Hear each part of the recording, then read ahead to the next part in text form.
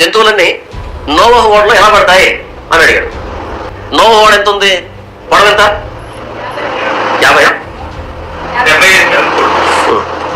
150 అడుగులు పొడవు. ఎంత? 150 అడుగులు పొడవు.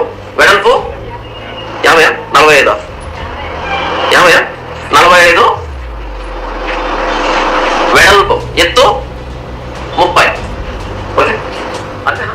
ఎంత కలిగిందేమో, అంతేనా? కన్ఫర్మ్. ఇప్పుడు మనం బైబిల్లో చూద్దాం. ఆదికాండము 6వ అధ్యాయము 15వ వచనం. దేవుడు నోవహు గారితో చెప్తున్నారండి, నీవు దాన్ని చేయవలసిన విధం ఇది, అంటే ఆ ఓడను చేయవలసిన విధం ఇది. ఆ ఓడ 300 మూరల పొడుగును. ఓడ యొక్క పొడుగు ఎంతండి? 300 మూరలు. మరి జాన్ పాల్ ఏమంటున్నారు? ఆయన 150 అడుగుల పొడవు అంటున్నారు.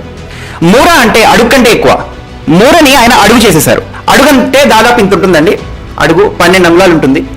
దీన్ని మూర అంటామండి. ఇది దాదాపు యావరేజ్ పర్సన్కి అయితే ఒక 18 ఇంచెస్ ఉంటాయి. నాకైతే ఒక 19 అంగుళాలు వస్తుంది. అంటే మనిషికి కొద్దిగా తేడా ఉంటుంది. మూర అన్నప్పుడు ఇక్కడ నుంచి ఇక్కడ వరకు కదండి. సో అది కొద్దిగా తేడా ఉంటుంది. దాదాపు 18-19 ఇంచెస్ అని అనుకోవచ్చు. అడుగు అంటే 12 అంగుళాలు మాత్రమే ఉంటుంది.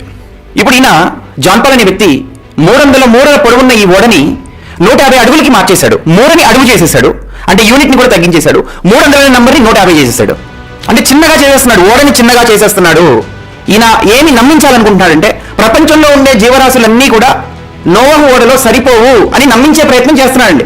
ప్రపంచంలో ఉండే జీవరాశులన్నీ కూడా నోవహు ఓడలో సరిపోవు కాబట్టి జలప్రళయం అనేది ప్రపంచం మొత్తం మీద రాలేదు, లోకల్ గా మాత్రమే వచ్చింది, లోకల్ గా ఉండే జంతువులు మాత్రమే ఓడలోకి వెళ్ళాయి అని ప్రూవ్ చేయడానికి, అని నమ్మించడానికి నోవహు ఓడని చిన్న చేసేసాడండి.